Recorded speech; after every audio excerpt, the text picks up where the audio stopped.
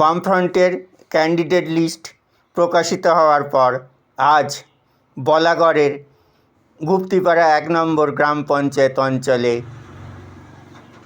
সিপিআইএমের নির্বাচনী কমিটি গঠনের কাজ শুরু করা হলো। দেখুন সেই ছবি শুরু নিউজে আমাদের ক্যামেরায়।